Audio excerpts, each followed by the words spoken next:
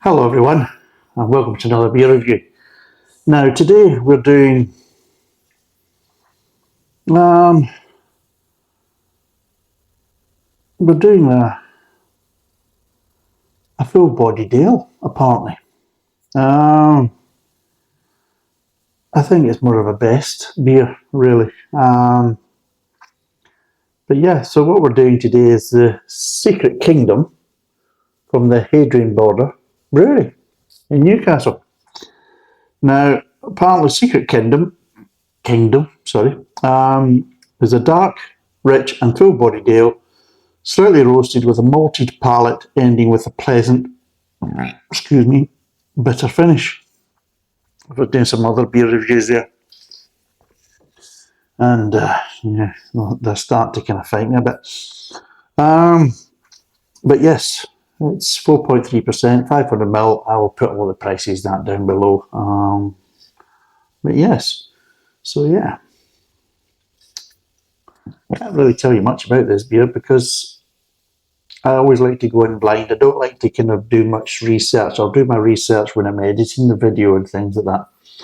But I don't like doing my research unless I already previously know the beer from kind of just normal out having a swally. But I don't like doing too much research because I don't want to kind of preempt anything, because a lot of times you'll start doing research and you'll start getting kind of feedback, and you also start kind of picking up when you're doing your research kind of opinions from maybe from other people or influences from certain areas when you're doing your research.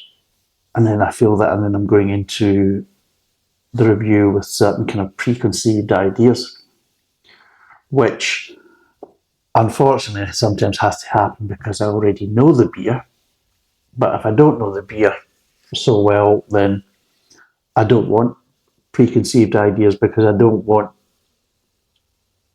kind of these ideas to kind of influence my kind of review. I want it to kind of be as natural. Again, it's when I also film these, apart from maybe putting a kind of title at the start and a kind of fade out at the end. So what I do is when I say cheers for now, or bye for now, whatever, I'll sit there for about kind of 5 to 10 seconds, and then I'll stop the video. But then I'll bring obviously that shorten that down, so I shorten the kind of back end a bit, and I put a title on the front, and that's the only editing I really do, apart from adding the beer facts during the video. I don't actually do any other editing unless I use the C word, and you'll probably find that occasionally that when I do the C word, I make a point of editing that out. So that's the situation with that. So I try to kind of, well, what I do is from the start of the video to the end of the video, that's what you see. And if anything happens in between or during it, then it stays in, because I don't edit it or take things out, apart from I'll put a bleep in for the C word, just because a lot of people find the C word quite offensive and that type of stuff, especially if they're not from Scotland. You know, they don't like the C word so much, which is fine, I can understand that. Whereas in Scotland, we use that as a term of endearment. Yeah, cheeky weak, you know, that type of thing. Whereas, of course, a lot of places, especially down in England, don't like the C word. Which is fine, that's not a problem. So I bleep that out as a sign of kind of respect and understanding that not everybody kind of uses it as easily as some other kind of areas of the UK. So yeah, so what happens is that I don't edit my videos or edit anything out of my videos, so what you see is what you get, and it's all a natural reaction. And if I don't like a beer, then trust me, what you're seeing is the honest kind of review of it. But if I do like a beer, again, you're seeing the honest review of it. So again, I don't like to do my research so much before trying the beer. I like to do that in between me trying the beer and doing the review. And there's nothing worse sometimes, because you question yourself, because sometimes you've reviewed the beer, you didn't like it, you've given it an absolute tanking in the video, and then you start doing reviews and start realising shit, everybody else enjoyed this beer. And it's only me that's giving. But fuck it. My view is, it's what I reviewed on the day, and I didn't enjoy it, I didn't like it, and I gave it a tanking, which for me, from what I was tasting, was quite well deserved and justified. And if other people don't agree, well, such is life, but it's an honest review. And yeah, sometimes that's happened. You're just sitting there thinking, yeah, I'm going to get probably comments and I actually quite liked it. Well, that's great. You keep on enjoying it. I just thought it was shit. So there you go. That's how my videos work. Whether you like them or you don't like them. Although, what I would say is, though, because of my mother-in-law is in Russia and they're doing a lot of kind of, how would you say, mucking about with some of the kind of media systems coming from the West. They've been putting some restrictions on YouTube and other things. In fact, they've even done Discord now. They've now kind of put a block on Discord and things like that, the Russian authorities. So they've done it with YouTube as well. So she usually likes watching my kind of review videos of things like that. And I've been on Rumble, but I let it kind of lapse and stopped putting videos up. But I started putting them up in the last 2 or 3 months. Just again, it gives an option that if she can't see my video on YouTube, then of course she can obviously watch it on Rumble. And that's the reason why. It's nothing to do with anything else, because there's no copyright or any kind of infringement with my videos and things like that. I don't monetize my videos. I don't do anything like that. I'm not really interested. But what I have noticed is I'm getting a heck of a lot more views on Rumble than I'm getting on YouTube. So it's quite kind of interesting. So yeah, I would probably say more than 10 times the amount of views I'm getting in Rumble than I'm getting on YouTube. So it kind of says that there's obviously whoever's frequenting Rumble seems to be more attuned to my kind of style of videos than people on YouTube. Not many people really watch my videos on YouTube on a regular basis. I'll get the odd video that does quite well and things like that, but in general, most people don't really kind of spend much time watching, which again is fine. I've always found is a case of, if I do mainstream shit, people will watch it. If I do kind of like beers from these type of breweries, not many people watch it, even though like the previous 2 beers I've done have been really, really good beers, but then people aren't watching. You think, well, that's fucking disappointing. Not from the point of view of my own ego or like that. No, at the end of the day, it's a bloody good beer. Watch the video, learn a bit about it, and then go and try it yourself. Don't watch the fucking mainstream piss water fucking videos, for Christ's sake. That's the thing that drives me at the wall. Jesus, I'm not doing these videos to promote this shit. I'm trying to promote the fucking good stuff, you do a good video of a good beer and you're thinking, why is nobody watching this? Because it's not about me, it's about the beer. And it's a bloody good beer. And people should be out trying this and enjoying it. They should be getting the same kind of, bloody hell, this is actually a good beer, the same as reaction I was getting. Then, people aren't really watching these ones. You're thinking, that's madness. And slightly disappointing. So I'm quite enjoying Rumble because it's like anything. Sometimes you go through a patch of just bloody awful beers and you just can't get away from them. And then other times you go through a kind of little kind of glow patch, as I call them. And yeah, the beers are really quite nice and really quite good. And then there's a lull in the viewing figures because people aren't watching them because they don't really know them. And you're thinking, that's not good. Because the whole point of doing these review videos isn't to make money or to try and make a business or any of that type of stuff. I'm not interested in that shit. I don't ask people to fucking watch. I don't ask people to describe, like, or any of that. I don't give a fucking shit about that. But what I would like them to do is watch on the basis of the beer. And especially if it's beer that they've never seen before, heard of before, is watch the video and maybe they might go, if they see it, they might try it. Or they might go and spend a bit of time to try and get some, which is a benefit. to the brewery, but also a benefit to the people watching because it really is a nice beer. So it's quite disappointing when you get the opposite reaction, especially on YouTube, where people aren't watching the kind of good beer videos as in the nice beers, and they watch the mainstream piss water ones for me to basically say it's shit. I think it kind of defeats the purpose a bit. Because I do the videos for two reasons. One, I enjoy doing the videos. I find them a bit of fun, and I've also learned some kind of new skills and techniques in editing videos and everything else I didn't have before and things like that. So all that's kind of been a good learning curve and enjoyable for me. So it's like a hobby. But also the other side is to promote good beers, because it's getting harder and harder to find good beers nowadays. And if you find a good beer, I want to be able to share it. I want to be able to kind of notify people that this is a good beer, and this is really the kind of thing I'm doing it for. Apart from the hobby side of it, I enjoy doing the video making. From the beer side, I want to kind of just promote good beer, and if I find good beer or come across good beer, I want to kind of, let's say, here's a good one. If you're at a loss or you're kind of going about these areas where these are locally brewed, then look out for them, because they really are nice beers, and these breweries deserve all the attention and all the help they can get. And it seems to be getting more of a reaction from Rumble than I'm getting from YouTube. So there you go figure. Strange old world. But let's crack this open, and hopefully this is a good beer. Although if it is a good beer, nobody will be watching these videos, so no to the lot of you. I enjoy it myself.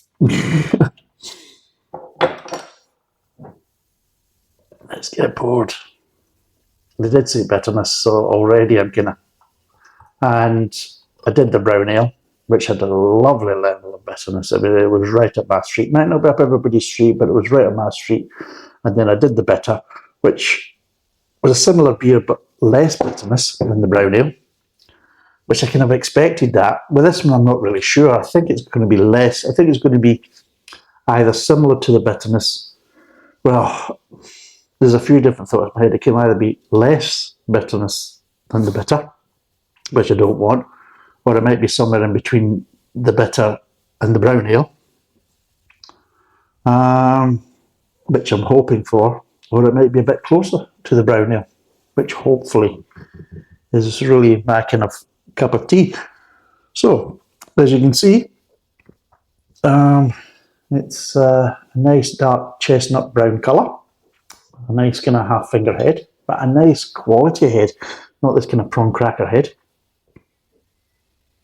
Whoa, straight away, it's 4.3%, and I'm getting a nice level of malt, and again I'm getting that kind of nice level of kind of toffee. Again, I did one not long ago, funnily enough, in a similar area from the Maxim Brewery, and again it was kind of toffee apples, and kind of that warm toffee that they're dipping the toffee apples in. It's got that kind of smell to it, very similar. Very, very similar kind of malt smell of that kind of dark toffee apple kind of smell, which is lovely because it means it's a very malt forward beer, which again is good in my book. Let's see what it tastes like.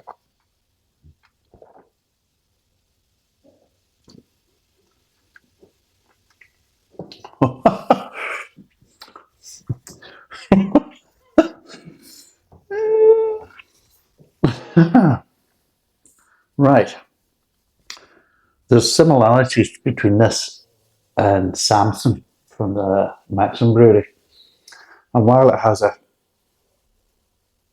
very clean finish, the Samson, kind of very sessionable, very clean, this one has a little bit of bite at the back end. Not much bitterness, but a little bit of bitterness there. And it was one thing when I was basically doing the Samson beer, that it was nice, it was sessionable, but from a personal point of view, I just felt that it just needed a little bit of, a little bit of bite, a little bit of bitterness at the back end, just a little bit, just a little bit of a finish. It was very, very clean, very just Just the mid-tongue flavour just dissipated. That was it. No shenanigans,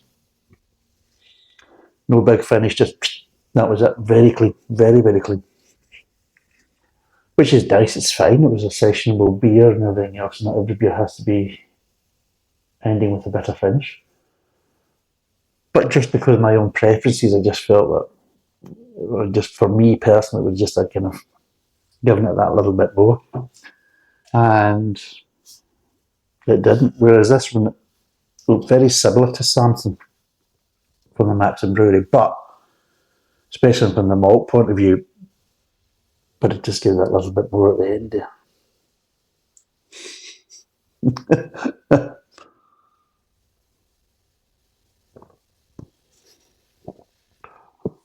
I would say the Hadrian Border Brewery, they've got their shit together, they really have. They've got their act together. If you like more malty, traditional beers with good flavour intensity, I mean, this is crazy. I mean, this is now the third beer I've done, and every single one's been up there.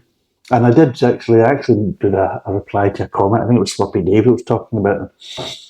And I did make a reply to his comment saying that, well, I'm 2 for 2 just now. I've done 2 reviews of this brewery, of their products, and both of them have been good beers. This is now 3 for 3 because this is a good beer as well. And this is a beer that just seems to take the kind of sessionability of the Samson from Maxim Brewery, Samson, and just kind of take it to a little bit of another level, in my own opinion. It just kind of gives it a little bit more edge to it. Just makes it a little bit, ever slightly more complex, but still sessionable. But yeah, it just gives it a little bit more. Where it was just ever, and from my own opinion, where it was slightly lacking from the Maxim Samsung version. This one is just that little bit more. Just has that little bit extra that just takes it up a level. And that is, it's just interesting that when I did that review, that I was saying that, and now this is actually delivering it, and I'm thinking, fair play, you know. But it's also quite similar because it'd be interesting to see if they've got any kind of link with the Maxim Brewery, because the malt is very, very similar to the point as well. It could also be down that they're maybe getting the malt from the exact same suppliers and everything else, so it could be from that point of view. Or the recipes are quite similar, but this has just got that little bit more edge and giving it a little bit additional hops just to kind of give it a little bit more of a crescendo at the back end.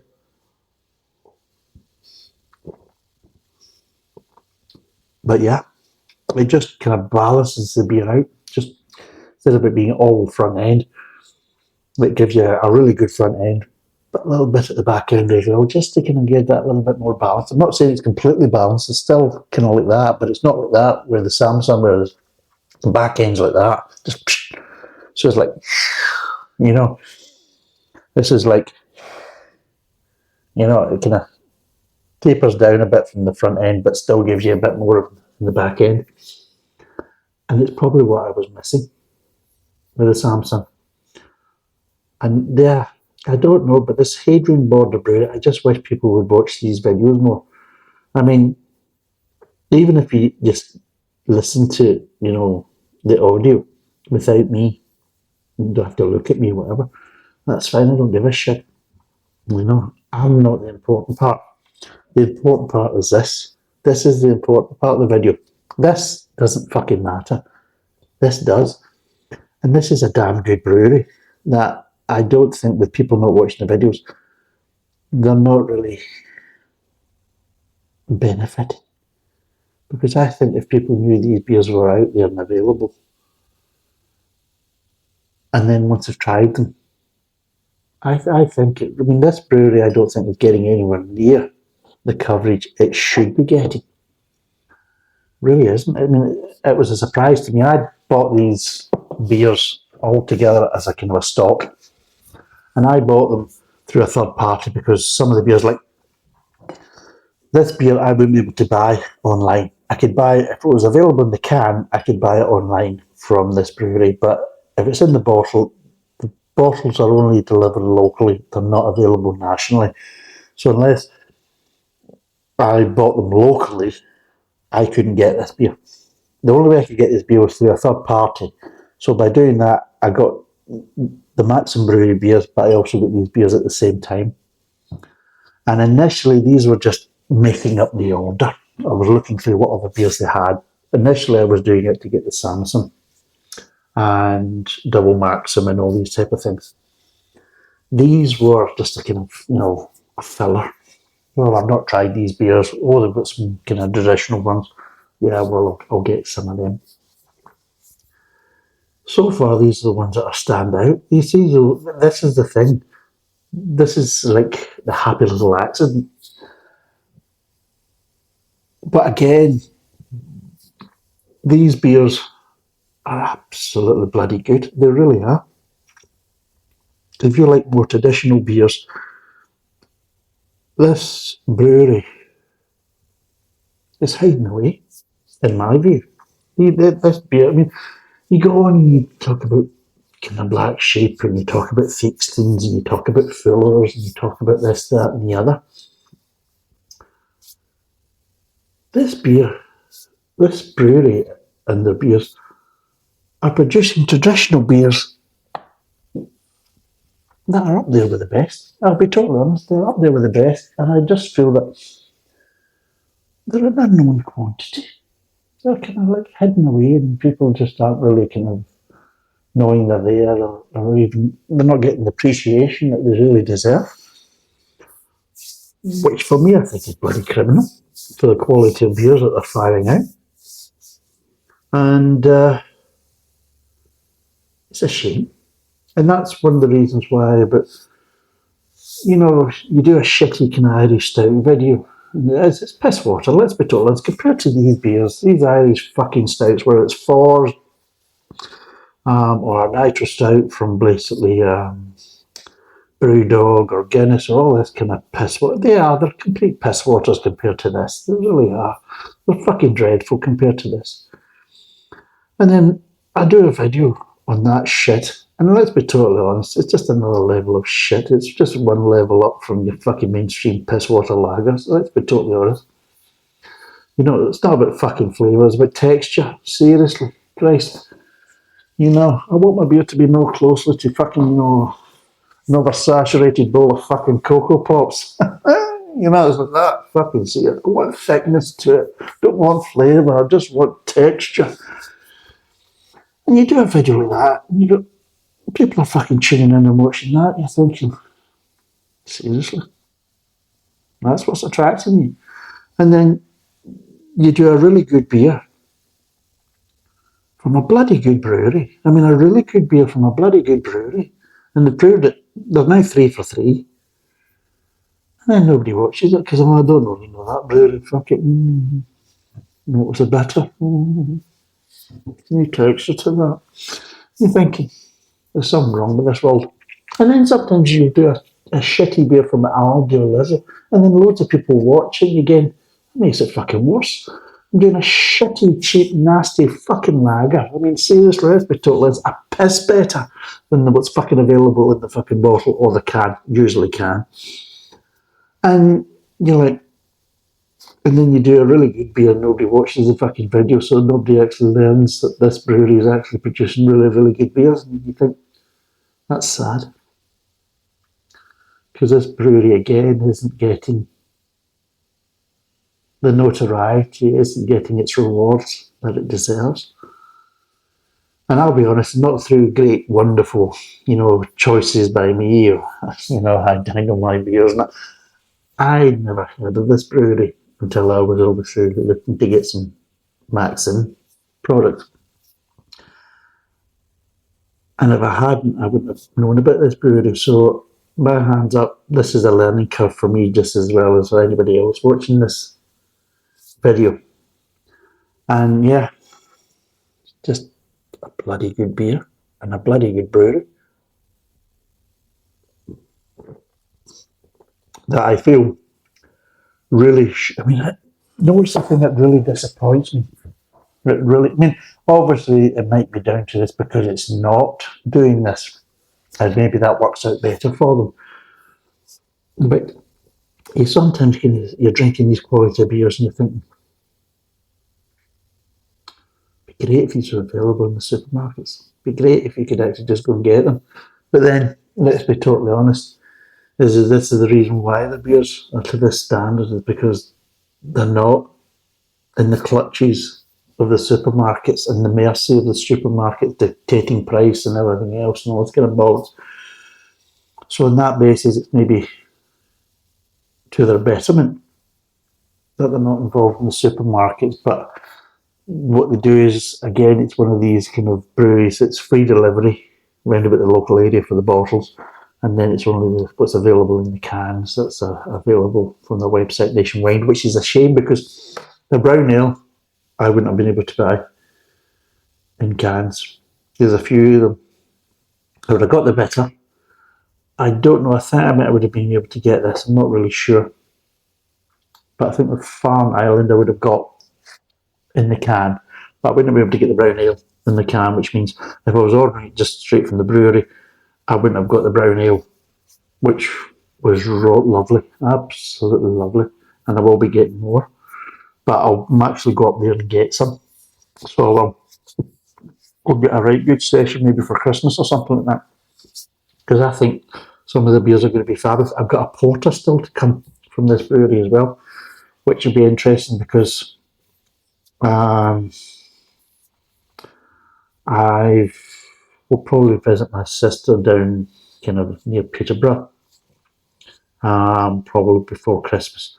So if I do it, because I'm up in Scotland, so if I do it from Scotland side, then I can come down and cut across and go down the A1 the other way rather than down the kind of A66 kind of Scotch corner. I'll cut along that way onto the A1 past Newcastle and things like that.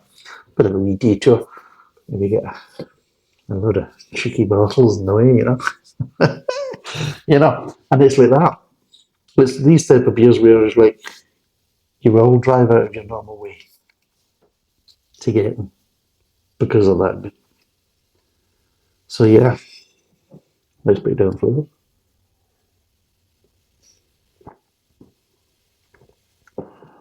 Lovely toffee malt forward, front of the mouth. I mean, it's lovely, it's addictive. Same as you get with Samson. Just nice.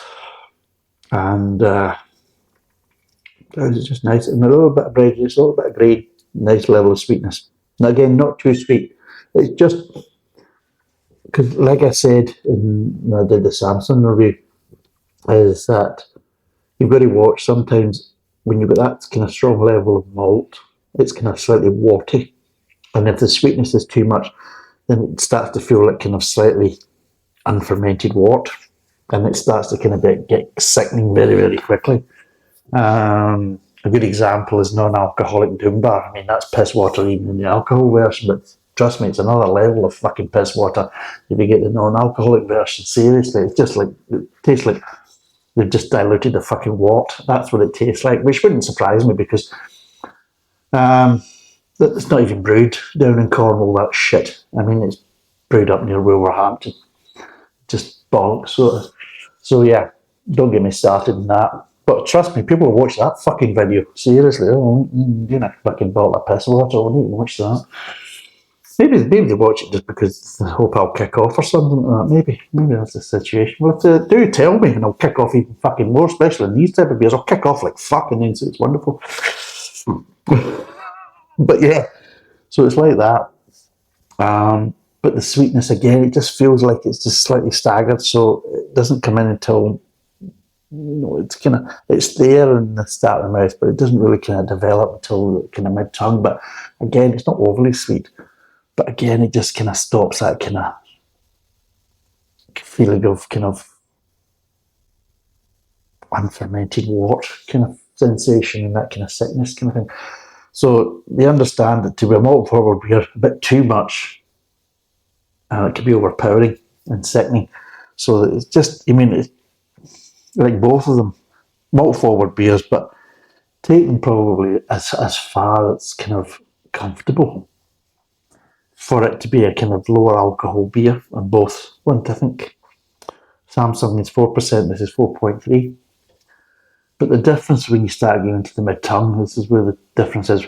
This beer, you start feeling little, ever so slight little hints of bitterness. You're starting to get a little bit more hops in this one.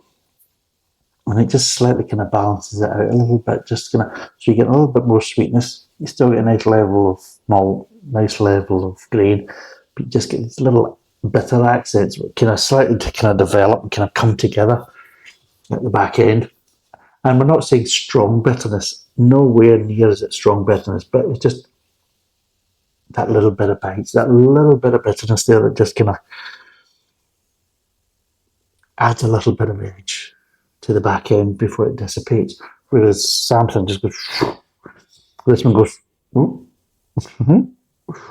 you know, and it's like that. But again, that little bit at the back end does not detract from the sessionability. I would probably say, in my own personal view, it kind of adds to it because it gives me two reasons to take another sip.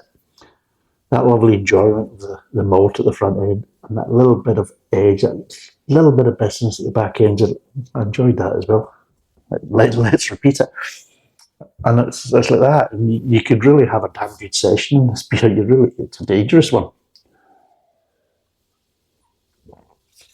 But it's also disappointing because, again,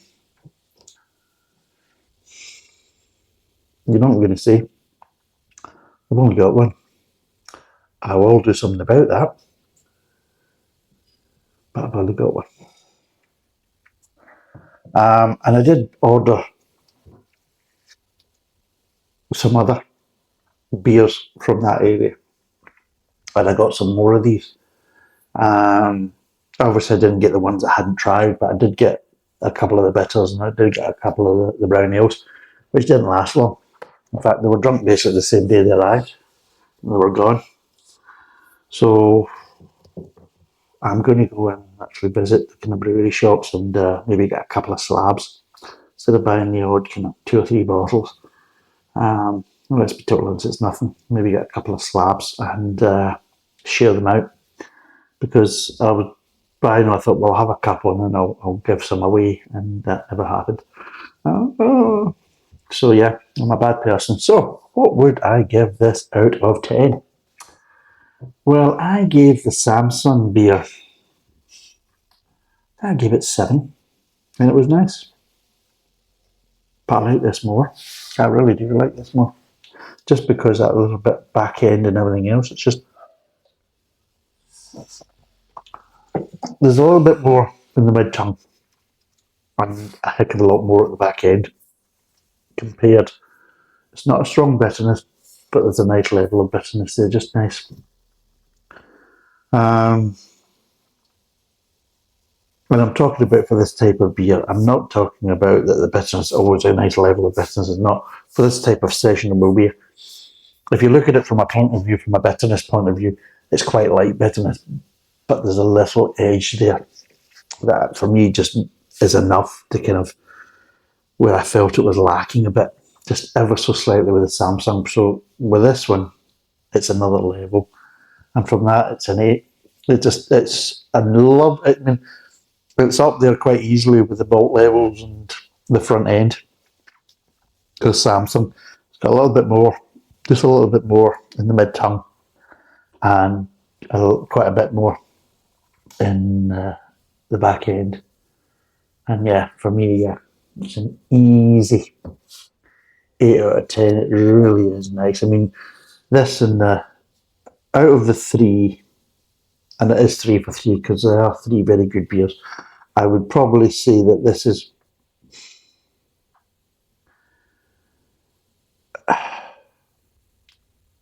right now my favourite is the brown ale. This isn't far behind. I mean, it really isn't far behind. I think they both got about an 8. But let's be totally honest, the brown ale could have went higher. But this is an 8. And I think the bitter got a 7. This has got slightly less bitterness than the actual bitter, but it gets so much malt at the front end and everything else, and it really is. It's just, imagine, like, say, it's like Maxim's Samsung, but on a little bit more of a higher level. It just is another level of quality just because of how the recipe is. And they've understood that, from my point of view, as if like they looked at it like me, is like, just needs a little bit more at the back end. It's just too much of a fucking ski slope. It starts all there and just, you know, where this one needs to go and go, and then kind of needs a little bit of a plateau at the back end. Like what I felt when I reviewed Samsung, and yeah, it's just like,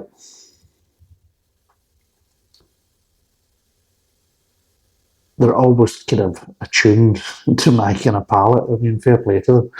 And I just hope that people will eventually start watching these videos. Fuck everything else, but I just feel that this brewery deserves the rewards for what it's doing. And yeah, the beer is really, really nice. I'm looking forward to the porter. I really am. I was that kind of thing, is that I don't want to be too cocky, because like, I had 4 beers to do and I was 2 for 2. I did the first 2 and they were really nice, and I'm thinking, potentially, knowing my luck, the next 2 will be kind of shitty. I'm now 3 for 3, so that's kind of made me more buoyant towards the porter. Maybe again it could be misplaced, it could be an absolute bottle of piss water. Hopefully not. I really don't want it to be. But going on the first 3 beers, I hope the porter is to the same standard, because it is, then I've won a watch. I really have. And I hope that some of you lot will try the beers as well, and you can win the same watch, because it really is really, really nice beer. It really is. And it's just a shame that people aren't watching the videos of these type of beers and watching the mainstream shit. But anyway, it's an easy 8 out of 10. It's 4.3%, 500ml. Thanks for watching. Cheers. Bye for now.